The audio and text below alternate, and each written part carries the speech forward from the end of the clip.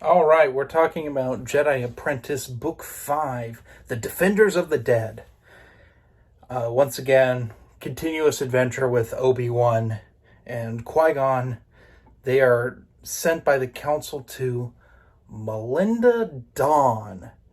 And Melinda Dawn is a planet that is in constant civil war between the Melinda and the Dawn. They've been killing each other for generations, to the point where it's as if they don't even know why they're killing one another, but they've just annihilated their planet. And they're so bad that the children of the Melinda and the Dawn have created a group called the Young, and they've gone underground and they just want the war to end. Well, Qui-Gon and Obi-Wan show up because a Jedi Knight named Tal was sent there and is being held by the Melinda.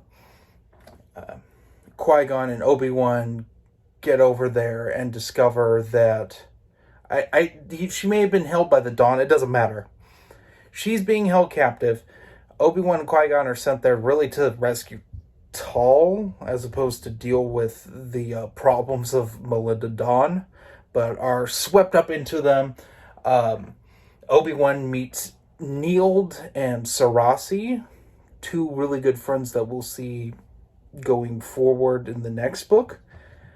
But Obi-Wan now has a conflict of, should he stay and fight on this planet when the Jedi aren't supposed to be fighting for peace on the planet?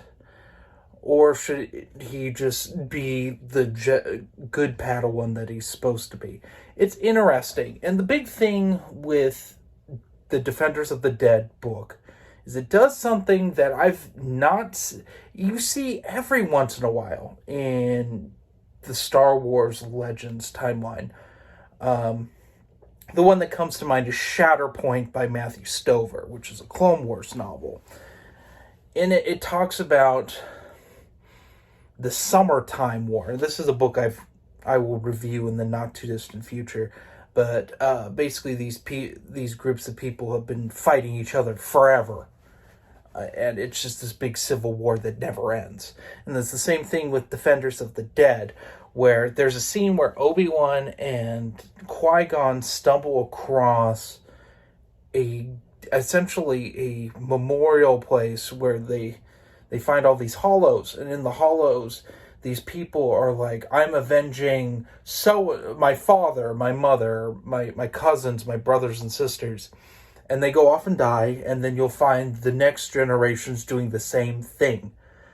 And it's just this never-ending meat grinder sort of thing. And it's really fascinating for a children's book to talk about this. And I think Jude Watson does a really good job with talking about, yes, the series is called Star Wars, but it doesn't need to glorify war. Let's look at it, and let's look at how it's affecting families and generational trauma. Very fascinating. And I think it's one of the better examples of a Star Wars book doing this. What do I give Defenders of the Dead? I honestly give it a 5 out of 5, especially the ending is shocking. And I highly, highly recommend this book. It's well worth your time. It's one of the best in this series, in my opinion. So, anyway, have a good one.